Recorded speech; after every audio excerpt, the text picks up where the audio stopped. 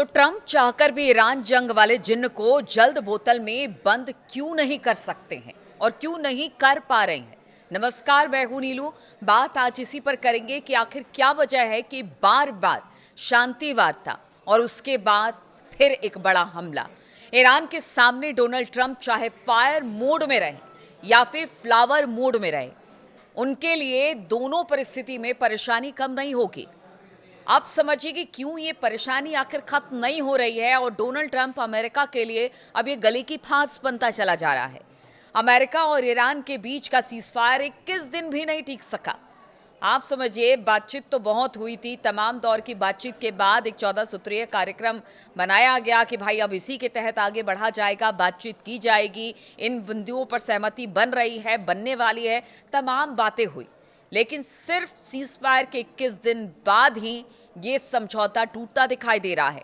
दोनों देश पिछले 2 दिनों से एक दूसरे पर ताबड़तोड़ हमले कर रहे हैं।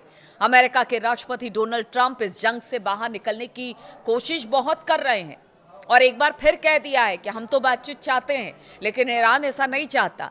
तो फिर क्या वजह है कि बार बार इस तरह से कोशिशों के बावजूद भी कि वहां पर सब कुछ सामान्य हो जाए, ईरान और अमेरिका के बीच में स्थिति हो नहीं पा रही है। लेकिन फिर से हमले एक बार जरूर शुरू हो गए हैं। इस बार राह में नई बाधा खड़ी कर दी है। ट्रंप खुद कह चुके हैं कि दोनों देशों के बीच की अंतरिम डील यानी कि MOU में तय 60 दिन का सीजफायर खत्म हो गया। अमेरिकी अधिकारी कह रहे हैं कि ये हमले महीनों तक चल सकते हैं, यानी 21 दिन बाद ही जो 60 दिनों का एक डेडलाइन दिया गया था कि इसमें बातचीत हो जाएगी, सहमति बन जाएगी, खुशहाली बहाल हो जाएगी, सब कुछ ठीक हो जाएगा, वो अब 21 दिन में ही ट्रंप ने कह दिया कि ये जो 60 दिन वाली बात थी वो सब खत्म हो गई। अब ये स्थिति ट्रंप को परेशान करेगी क्योंकि उन्हें सामने मिड टर्म इलेक्शन दिखाई दे रहा है। ऐसे में एक्सपर्ट का मानना है कि ट्रंप के पास अब बहुत कम विकल्प बचे हैं। अब वो चाह कर भी अगर बार बार इस तरह से हमले कर रहे हैं तो आप समझिए कि उनके लिए कितनी दिक्कत आ सकती है। 3 हफ्ते पहले तक किसी तरह जंग खत्म करने और वार्ता की मेज पर जाने को हर कोशिश करते डोनाल्ड ट्रंप दिखाई दिए और फिर उसके बाद वो फायर मोड में आ गए। अमेरिका ने ईरान पर आरोप लगाया कि वो हॉर्मूज में तेल टैंकरों पर हमला कर रहा है और फिर अमेरिकी सेना ने हमले शुरू कर दिए। ट्रंप ने कह दिया कि ईरान के हर एक हमले पर अमेरिकी सेना 20 हमले करेगी।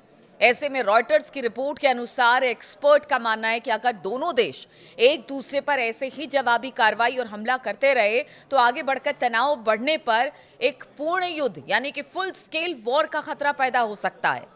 अगर ट्रंप फ्लावर मोड में जाकर ईरान के कड़े रुख के सामने पीछे हटते हैं तो इससे तेहरान में बैठी इस्लामिक सरकार को ये लग सकता है कि ये जब चाहे दुनिया के सबसे महत्वपूर्ण तेल शिपिंग रास्ते यानी कि हॉर्मुज स्ट्रेट को बंद कर देंगे, अपना दबदबा बना लेंगे। ट्रंप शायद उम्मीद कर रहे हैं कि ईरान पर बमबारी करके वो उसे परमाणु वार्ता की मेज पर वापस ला सकते हैं और दबाव में अपनी चाहत वाली डील करा सकते हैं।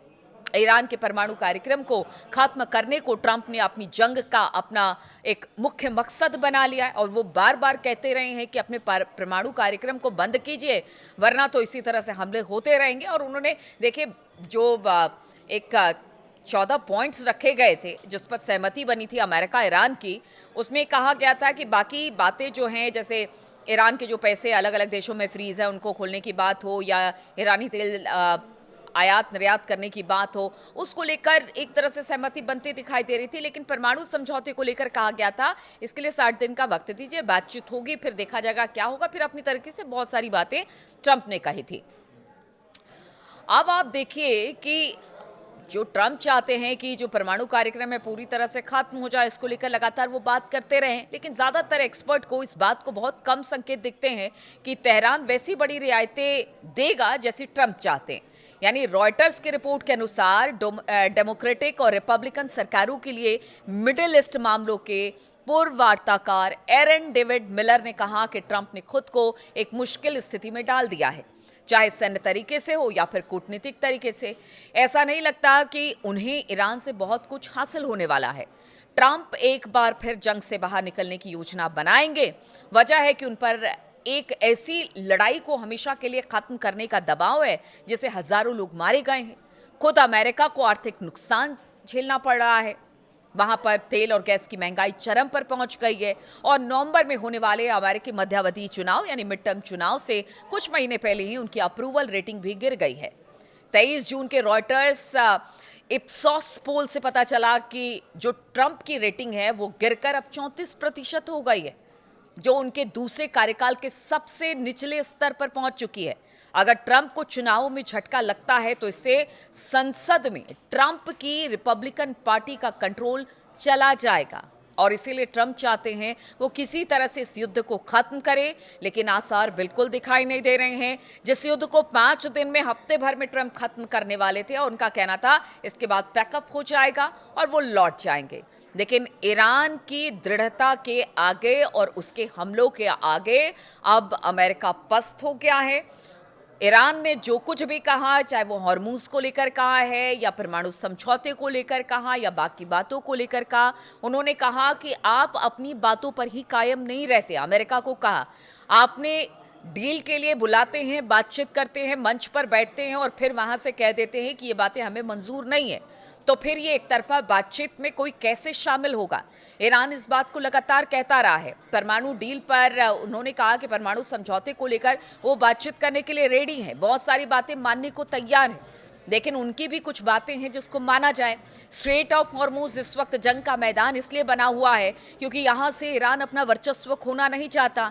उसे लगता है कि ठीक है, यहाँ पे एक तरह से कह लीजिए कि आमदनी तो होगी, साथ ही यहाँ से गुजरने वाले जहाज अगर उसके बनाए जाने वाले कॉरिडोर से गुजरते हैं तो उस पर एक तरह से निगरानी भी रखा जाएगा, क्योंकि ईरान का कहना है कि अमेरिका से यहीं से हथियार निकलते हैं और फिर अरब देशों के बाकी मुल्कों में उनके एयर बेसिस पर जाते हैं, जो बाद में हम पर ही हमला किया जाता है। तो कई कारण हैं जिसको लेकर ईरान जो है वो बिल्कुल निगोशिएट करने के मूड में दिखाई नहीं दे रहा है। अब ट्रंप के सामने सबसे बड़ी मुसीबत यही है कि आखिर वो इस युद्ध से कैसे निकले, क्या कभी वो इस युद्ध से निकल पाएंगे। अगर निकलने की बात भी होती है तो बहुत सारी बात ईरान की माननी होगी। ट्रंप के सामने वक्त बहुत कम है, मिड टर्म चुनाव है, ऐसे में स्थिति जरूर ट्रंप के लिए, अमेरिका के लिए बेहतर नहीं मानी जा रही है। और एक्सपर्ट का कहना है कि इस दौरान जो मिडिल ईस्ट, जो कि एक कह सकते हैं कि जबरदस्त तरीके से ग्रो कर रहा था, वहां पर भी अगर हमले होते हैं तो स्थिति वहां पर भी चरमरा जाएगी, स्थिति वहां पर खराब हो जाएगी। लोग सबसे बसने के लिए एक तरह से कह लीजिए, चाहे वो यूएई हो, दुबई हो, इन सब जगहों पर बसना चाहते हैं। और अब अगर इसी तरह के हमले वहाँ पर होते हैं, इसी तरह से दिक्कत आने वाले समय में होती है, ईरान और अमेरिका के बीच में ये लड़ाई चढ़ती है, तो पूरा मिडिल ईस्ट इसकी भेंट चढ़ने वाला है, तो फिर स्थिति तो खराब होगी ही। इसलिए ट्रंप अब क्या करे समझ में नहीं आ रहा है। ईरान पीछे हटने को तैयार नहीं है। एक हमला अमेरिका की तरफ से होता है तो 2 हमले ईरान की तरफ से कर दिए जाते हैं। तो ऐसे में अब सॉल्यूशन क्या निकालेंगे ट्रंप के सामने बहुत बड़ी चुनौती है। मिड टर्म चुनाव है और दूसरी तरफ उनकी साख है, अमेरिका की साख है। अब इस बीच ईरान को कैसे मनाया जाएगा, ये जो पूरा एक पेंडोरा बॉक्स खोला है ना ट्रंप ने, उसको कैसे उस रायते को समेटेंगे ना, ये सबसे बड़ा सवाल आज के समय में यही बना हुआ है। बहुत बहुत शुक्रिया मेरे साथ इस वीडियो में शामिल होने के लिए। आपके कमेंट का इंतजार रहेगा। फिलहाल बहुत बहुत शुक्रिया आपका।